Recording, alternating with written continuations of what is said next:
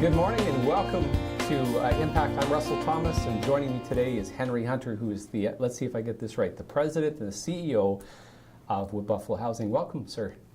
Good morning, Russell. Thank you very much for inviting me. Well, I'm glad you're here. You know, Wood Buffalo Housing is, well, it's a critical component of life in Fort McMurray for a lot of people.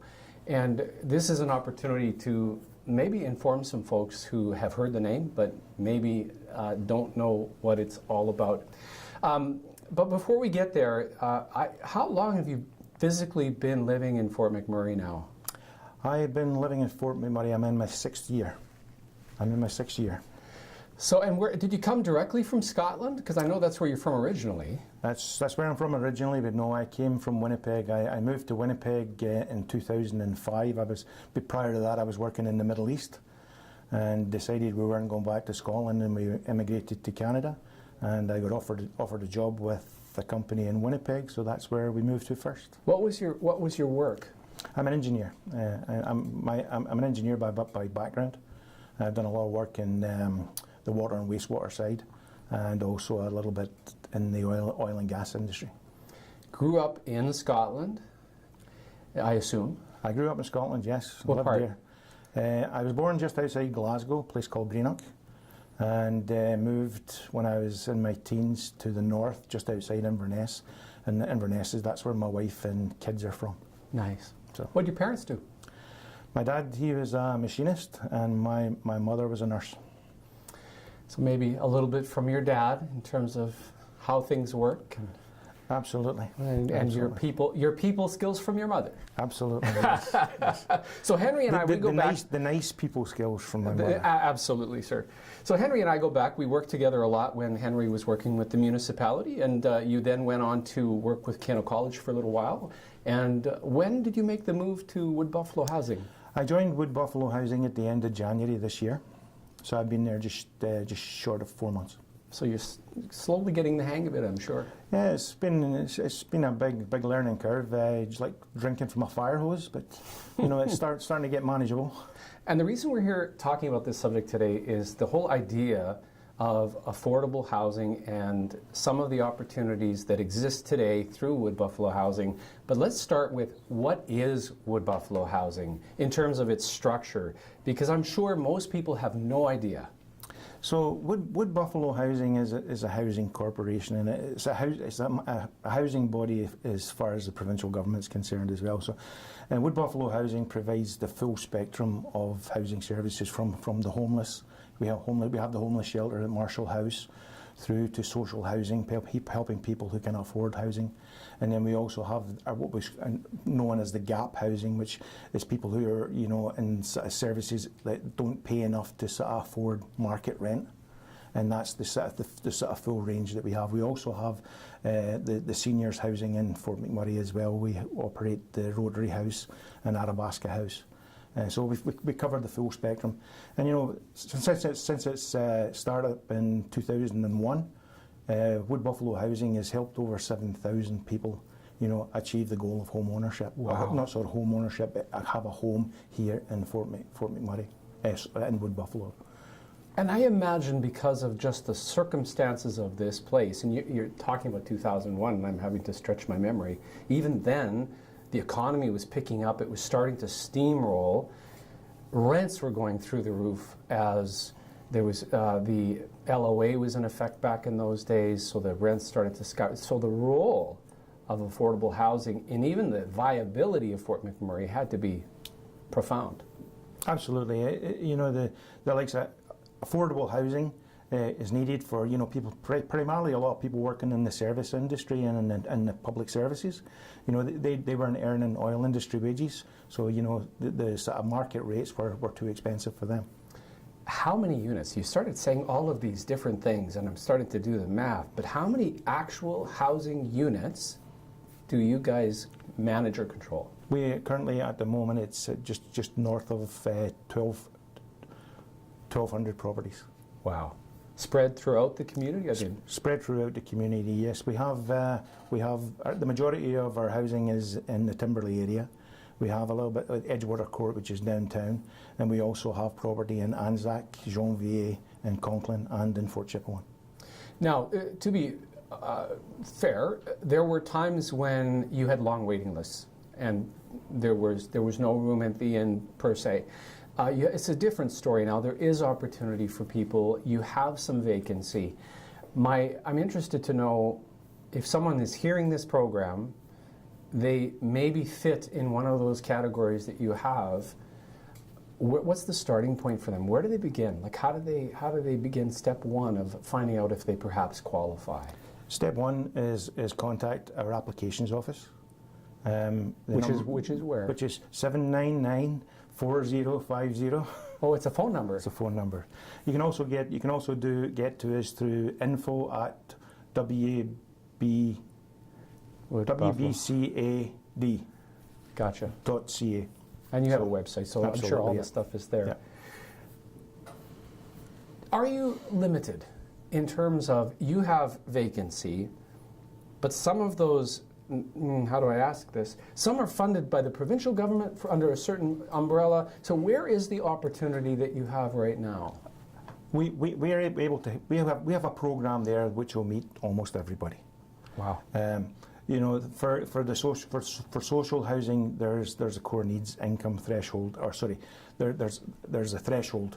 Below that threshold, you would qualify for subsidy, and then for our gap housing, or for gap housing, there's the core needs income threshold, which is a ratio of your wages to your cost to your living costs, which then set up whether you can apply for that or not.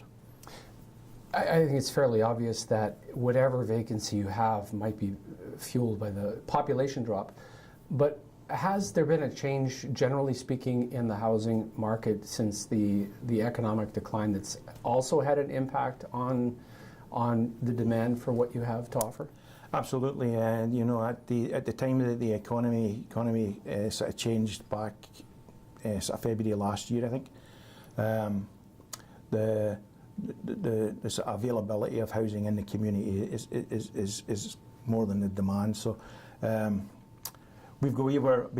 the time of the economy change, our vacancy rate then sort of jumped to almost 37%. Wow. And since the wildfire and people coming back to town and what have you, and you know, helping out people who you know, lost homes through the fire, you know, we're now at 20% vacancy, but we really, for us to be sustainable, we need to get back to about an 8% vacancy rate. What's the strategic approach from the board in terms of how you hope to achieve that? What we're doing is we are getting engaged in the community. We're working with all the stakeholders in the community to make sure that Wood Buffalo's name is out there, and also, you know, to make sure that people realise that Wood Buffalo housing is not just social housing. We've got as I say, we've got the whole range of housing. You know. It is owned by the municipality, correct? That's correct. And what is it? You said it was a Part 9 corporation? It's a Part 9 corporation. Part 9 corporation's wholly owned subsidiary of the regional municipality of Wood Buffalo, and it's a not-for-profit corporation. It's similar to what McDonald Island Park Society used to be. That's correct, yes. I don't know what is RRC still Part 9? It's not. It's a Canadian not-for-profit. Okay, it's changed. Yeah. My guest this morning is Henry Hunter, President and CEO of Wood Buffalo Housing and Development Corporation. When we come back, we're going to talk about how Wood Buffalo Housing is actually stepping up to help folks that lost everything way back in May of last year, but possibly had little or no insurance. You're listening to Impact. We're going to come back with more right after this.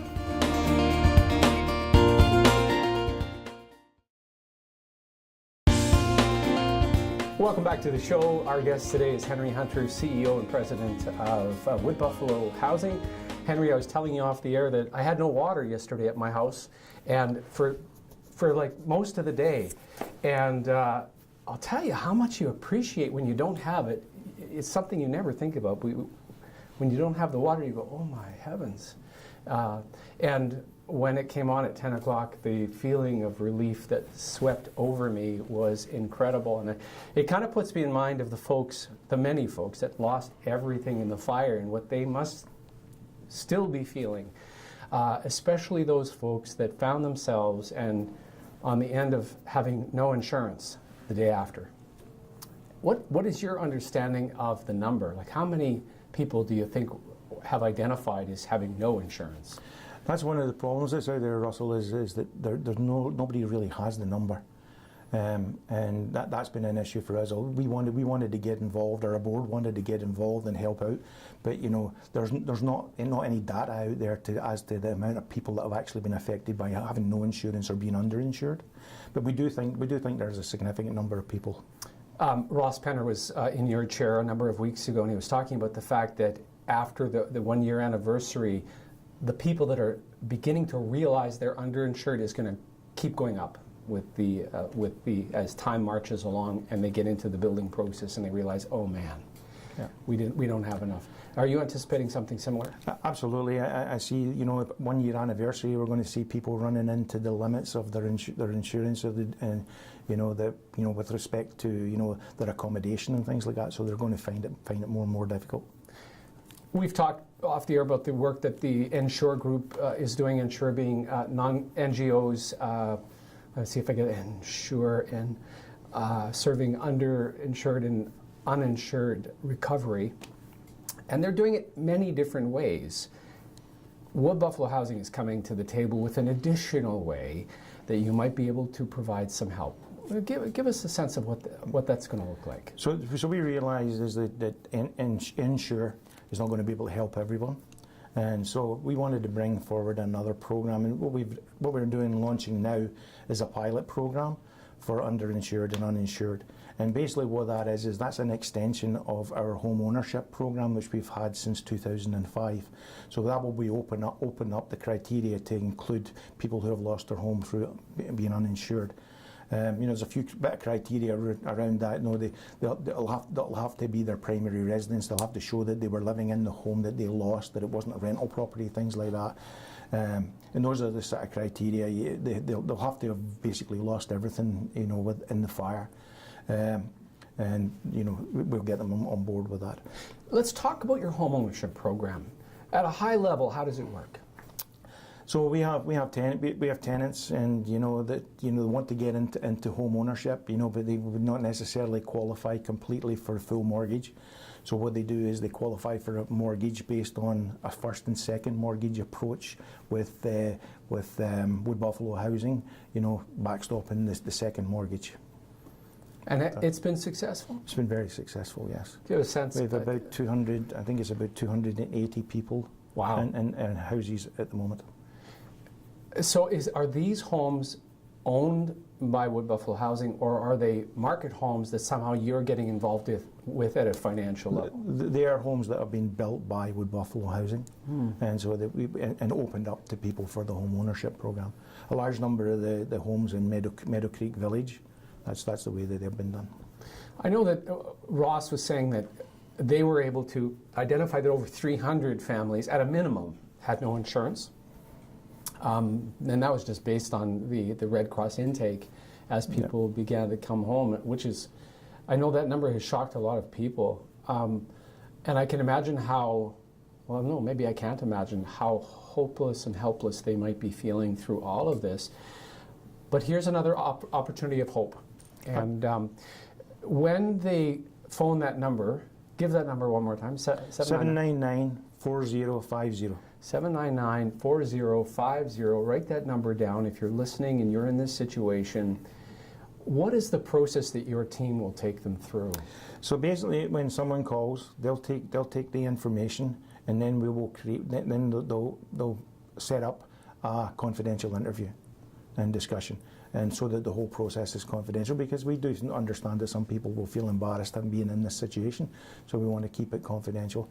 They will then follow through and go through the criteria and make sure that they meet the criteria before we move forward. Well, that's exciting. And you're just announcing this today. Absolutely. So pretty fresh. You got the scoop, Russell. I love it. I love it. So there is hope if you are in that situation where you have no insurance, or if you're discovering to your horror that you're underinsured.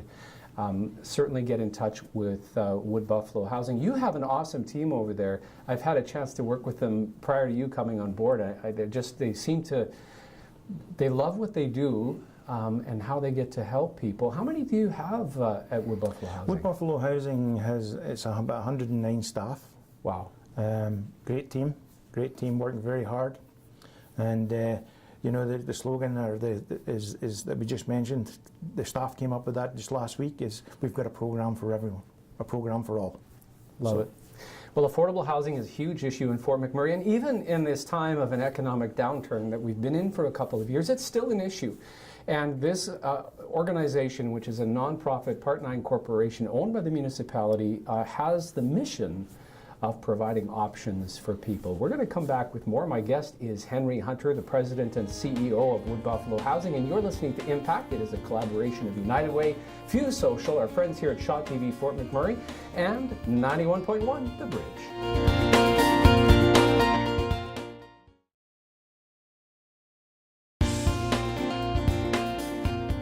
Welcome back to Impact. Russell Thomas with Henry Hunter from Wood Buffalo Housing and Development Corporation. He's the president and CEO of a team of over 100 professionals that help people find housing solutions in Fort McMurray. Henry's been in town for how many years? 5 years? 6 years?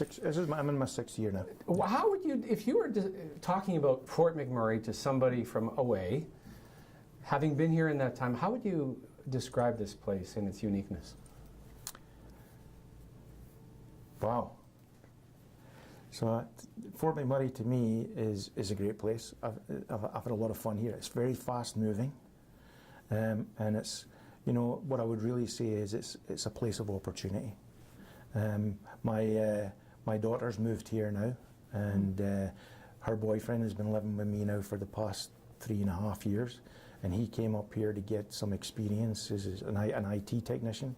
Couldn't get work in Winnipeg, or the only jobs he could get were call center type jobs, and he comes to Fort McMurray and he's been working here for 3 years, getting lots of experience, and now they're looking at Fort McMurray as home, you know. So why, you know, that's often been described as a place of opportunity. Do you have any sense of why that is? I think that, you know, if you come here I'm not young, but, you know, if you come here as a young person, you know, Fort McMurray's always struggled to, you know, attract people to come to fill in this, you know, the professional type roles. So if you come to an organisation here, they're usually understaffed or they don't have enough staff, so you get thrown in at the deep end and you have to swim, and so you pick up a lot of experience very quickly. Not asking you to look into a crystal ball, but with your vast years of experience, and even here in Fort McMurray, you've had municipal experience, you've been at the college in a leadership position, now you're running a large affordable housing organization. As you kind of look at the next few years, what should we be watching for? Like, where is this community going? I think, you know, we started off when I came here, you know, the projections for Fort McMurray was that, you know, by 2030 there would be a population of 230,000, and the most recent sort of projections that were presented at last week's council meeting, you know, show that, you know, by 2030 we're probably still not going to break the 100,000 population. So basically, I think we need to keep an eye on that, because, you know, the oil industry goes up through cycles. It goes up and it goes down, and, you know, so you know, I'm not convinced that the 100,000, be under 100,000 is correct. So I think we're going to start to see things change in the next 2 or 3 years again, to sort of more of a more growth. You know, and then we've got new projects just being announced north of town as well. So, you know. Is it fair to say that the company that came up with these projections, they're kind of limited by what we know today? Absolutely. They don't know what could happen tomorrow. Absolutely. A projection out to 2030 is, you know, you said it, crystal ball, you know. Was Scotland, did it have any kind of element of an energy economy? Oh, absolutely. We had offshore oil and gas. And was that country affected like ours is when there are changes? Absolutely. In my previous life, before I left Scotland, it used to affect us, the ups and downs in the oil industry. At that time, it affected me was the construction of offshore platforms. And so when the oil industry was busy, there was plenty of platforms being produced. And when it wasn't, there was none. And it meant that my business at that point in time, if the oil industry was busy, I couldn't get employees. If the oil industry wasn't busy, I could get employees. So it caused me no end of problems. Yeah, we've lived that dynamic here for so long. Absolutely. And the long timers, they kind of don't get panicky when the economy goes down because they've seen that cycle multiple times. I've been here now 21 years. I guess I've seen it about 3 times go up and down. And it will happen again. Absolutely. What do you think is the greatest variable, either politically or geopolitically, that we should be watching for? I know Donald Trump is part of this equation, whether we like it or not. But what should we be watching for? Like what's going to change things? I think we need to watch what's happening in China. I know China just announced their 21st century Silk Road, and that project will probably kickstart the Chinese economy again. And once they start growing again, you'll start to see the demand for oil and gas increase, which again will affect us here too. Yeah, fascinating. Yeah. Well, more close to home, we are coming up to a municipal election in the fall, and already a number of people have announced they're running for that. Who knows? I had heard rumblings last week that the provincial government may think of calling a snap election. We live in fascinating times, don't we? Yeah. Wow. You talk about change, and talk about the team at Wood Buffalo Housing. I'm interested to know both the folks that you have working as part of your team, and perhaps the board that you have. We have a fantastic board. Our board chair, Maggie Farrington, is well respected in the community, and on a number of others. She's a part of the recovery committee. And our vice chair, Jennifer Best, who's also well known in the community and involved in social housing and involved with the Y. The team the team that I have around me is absolutely fantastic. Looking after our maintenance and looking after the maintenance of the properties is a guy called Ed Shannon, and Ed's been with the organisation. And Ed and Lynn, his wife, also do a little bit of singing and music at the Rotary House and at the Golden Year Society. So they're a good team. And then so another lady I have there is Therese Greenwood. Therese is our Communications and Stakeholder Relations Director. And she's going to help us get more involved in the community and make sure that the name gets out there. And then at the beginning of July, I have a lady, Patricia Scantlebury, joining us to look after the tenant. She'll be the director of tenant services, and she'll be looking after that side. Well, Henry, thank you for coming in, and an opportunity to hopefully let people know that Wood Buffalo Housing has options. But the starting point is making a phone call. Absolutely. And encourage you to do that. Give that number one more time. 799-4050. There's all kinds of options in terms of your personal situation. And again, if you happen to be one of the folks that lost a home in the fire and had no insurance, and it was your primary residence, don't feel like there's not help available, because there could be. And it just starts with a phone call. Henry, keep up the great work. Thanks. And just remember, we have a program for everyone. That's a great slogan. My guest has been Henry Hunter, President and CEO of Wood Buffalo Housing Development Corporation. And you've been listening to Impact. It's a collaboration of United Way, Fuse Social, Shaw TV, Fort McMurray. We even have a bi-weekly column in the Fort McMurray today, and it's heard right here on 91.1 The Bridge.